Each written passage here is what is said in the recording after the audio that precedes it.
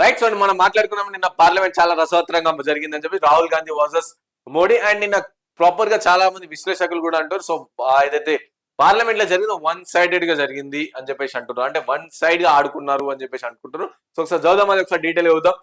BJP నేతలు నిజమైన హిందువులు కాదు, ఎప్పుడు హింస విద్వేషం గురించే మాట్లాడతారు. బీజేపీ ఆలోచనలు ప్రతిఘటించిన వారిపై దాడి, అందులో నేను బాధితుడిని, నాపై 20కి పైగా కేసులున్నాయి. అల్లర్లతో మణిపూర్ అట్టడిగిన ప్రధాని వెళ్లలేదు. ప్రతిపక్షంలో ఉండటం గర్వంగా సంతోషంగా ఉంది. గుజరాత్ ఎన్నికల్లో గెలవబోయేది ఇండియా కూటమే మాట్లాడుతుంటేనే మైక్ ఎలా కట్ చేస్తారు అంటూ రాహుల్ గాంధీ ప్రశ్నల వర్షం. సో ఒకసారి చూద్దాం, ఇది సెకండ్ పేపర్ లో ఉంది. సో నిన్న పార్లమెంట్ లో రాహుల్ గాంధీ చాలా వరకు అంశాలు మాట్లాడిన పరిస్థితి మనకు కనిపించింది.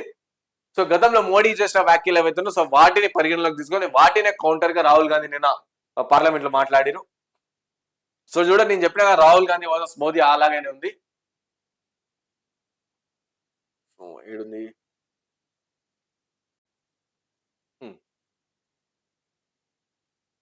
రైట్. సో లోక్సభ సమావేశాలు సోమవారం వేడివేడిగా జరిగాయి. రాష్ట్రపతి ప్రసంగానికి ధన్యవాదాలు తెలిపే తీర్మానంపై ప్రసంగిస్తూ ప్రతిపక్ష నేత రాహుల్ గాంధీ బీజేపీ ఆర్ఎస్ఎస్ లపై ధ్వజమెత్తారు.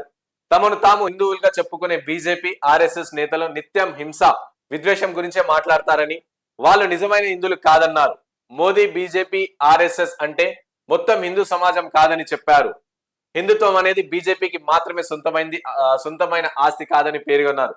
కొందరికి ఒక చిహ్నం అంటే భయం అని, అదే అభయహస్తమని. ఓకే, కొందరికి ఒక చిహ్నం అంటే భయం, అదే అభయహస్తమని, అది కాంగ్రెస్ గుర్తు అని రాహుల్ గాంధీ చెప్పారు. శివుడు ఇతర మతపరమైన ఫోటోలు పెట్టుకొని రాహుల్ గాంధీ ప్రసంగించడాన్ని స్పీకర్ తప్పుపట్టారు. సభలో మతపరమైన ఫోటోల ప్రదర్శనకు నిబంధనలు అంగీకరించవన్నారు. ఈ క్రమంలో కలుగ చేసుకున్న పీఎం మోదీ రాహుల్ గాంధీ వ్యాఖ్యలపై అభ్యంతరం వ్యక్తం చేశారు. యావత్ హిందూ సమాజం హింసాత్మకంగా విద్వేషపూరితంగా ప్రవర్తిస్తుందని రాహుల్ గాంధీ అంటున్నారు.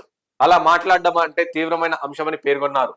సో ప్రధాని మోదీకి రాహుల్ గాంధీ బదిలిస్తూ, నేను కేవలం బీజేపీని ఉద్దేశించి వ్యాఖ్యలు చేశాను, హిందూ సమాజాన్ని ఉద్దేశించి కాదు అని ఈ కామెంట్స్ చేయలేదు అని చెప్పేసి రాహుల్ గాంధీ అన్నారు. సో హిందూ సమాజం అంటే కేవలం బీజేపీ ఆర్ఎస్ఎస్ లే అనుకుంటే ఎలా అని అడిగారు. ఆ వెంటనే కేంద్ర హోంమంత్రి అమిత్ షా స్పందిస్తూ వెంటనే విపక్ష నేత రాహుల్ గాంధీ క్షమాపణలు చెప్పాలని డిమాండ్ చేశారు. 1975లో ఎమర్జెన్సీ విధించే దేశ ప్రజలు భయభ్రాంతులకు గురి చేసింది కాంగ్రెస్ పార్టీయే. ఆ పార్టీకి అభయ ముద్ర గురించి మాట్లాడే అర్హత లేదు అని అమిత్ షా పేర్కొన్నారు. సో సభాపక్ష నేత ఆయన ప్రధాని విపక్షాలు ఎప్పుడు సరదాగా మాట్లాడిన దాఖలాలు లేవు. మేము ఎదురుపడినప్పుడు ఆయన ఫేస్ లో చిరునవ్వు కనిపించదు. పీఎం ఎందుకో ఎప్పుడు సీరియస్ గా ఉంటారు అని రాహుల్ గాంధీ ప్రశ్నించారు. సో ఇట్లా అనమాట. సో నరేంద్ర మోదీ ఎప్పుడైనా సరే కాంగ్రెస్ పార్టీ ఎదురుపడ్డప్పుడు ఎప్పుడు కూడా సీరియస్ గా ఎందుకుంటారు, సో ఎప్పుడు కూడా స్మైలింగ్ ఫేస్ బెటర్ అయింది అని చెప్పి రాహుల్ గాంధీ అడిగారు. అండ్ అలాగే నేను బీజేపీ పార్టీని తప్పుపడుతున్నా, యావత్ హిందూ సమాజాన్ని తప్పుపడతలే అని చెప్పి రాహుల్ గాంధీ చెప్పుకొచ్చారు.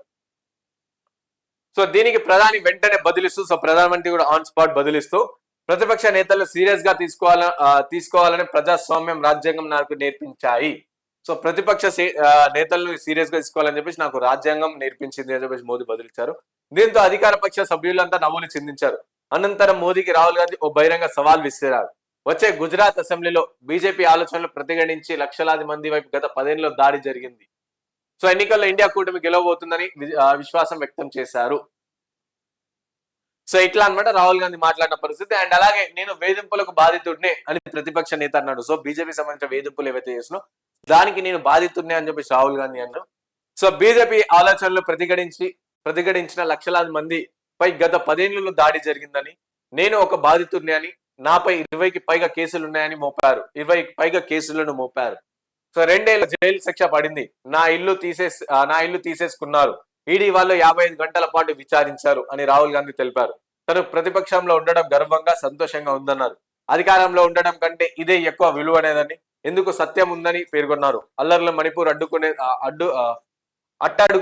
అల్లర్లతో మణిపూర్ అల్లర్ల మణిపూర్ ఉడికిన ప్రధాని నరేంద్ర మోదీ అక్కడికి వెళ్ళలేదని విమర్శించారు. సో ఇట్లా అన్నారు. సో ప్రతిపక్షం అంటే అధికార పక్షం కన్నా ప్రతిపక్షం చాలా గట్టిది. ఎందుకంటే ప్రతిపక్షంలో మనం ప్రశ్నించే తత్వం ఉంటది. అధికార పక్షంలో ఉన్నప్పుడు కొన్ని ఉడుదుడుకులు ఉన్నప్పటికీ కొన్ని సిచ్యువేషన్లో మనం మాట్లాడలేని పరిస్థితి కనిపిస్తుంది. అలాంటిది ప్రతిపక్షంలో అంటే చాలా గట్టి స్టాండ్ అది. కాబట్టి సో ప్రతిపక్షంలో ఉన్న రాహుల్ గాంధీ ప్రాపర్ గా డిజైన్ చేస్తారని చెప్పి మేము ఆశాభావం వ్యక్తం చేస్తాం. సో ఇట్లా ఈ విధంగా నిన్న రాహుల్ గాంధీ వర్సెస్ మోదీ నిన్న పార్లమెంట్ లో జరిగిందని, అందులో అమిత్ షా కూడా పాల్గొన్నారు. సో ఈ విధంగా నిన్న పార్లమెంట్ చాలా వేడిగా నడిచినట్టు మనకు కనిపిస్తుంది.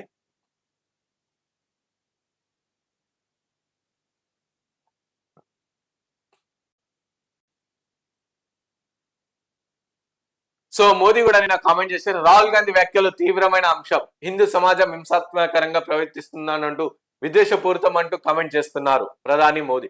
సో రాహుల్ గాంధీ వెంటనే క్షమాపణలు చెప్పాలి, ఎమర్జెన్సీతో ప్రజలను భయపెట్టింది కాంగ్రెస్ అని అమిత్ షా అన్నారు. మైక్లను చేస్తున్నారంటూ నాపై ఆరోపణలు సరికాదు, సభ్యుల మైక్లను ఆపరేట్ చేసే రిమోట్ కంట్రోల్ నా వద్ద లేదు అని చెప్పేసి స్పీకర్ కూడా నిన్న వ్యాఖ్యానించారు. సో ఇది ఈ విధంగా పార్లమెంట్ జరిగిన సమావేశాలు నిన్న చాలా హాట్ గా మారినాయి. సో ఇవి ఒకసారి ఇంకో పేపర్ లో కూడా చూసే ప్రయత్నం మనం చేద్దాం.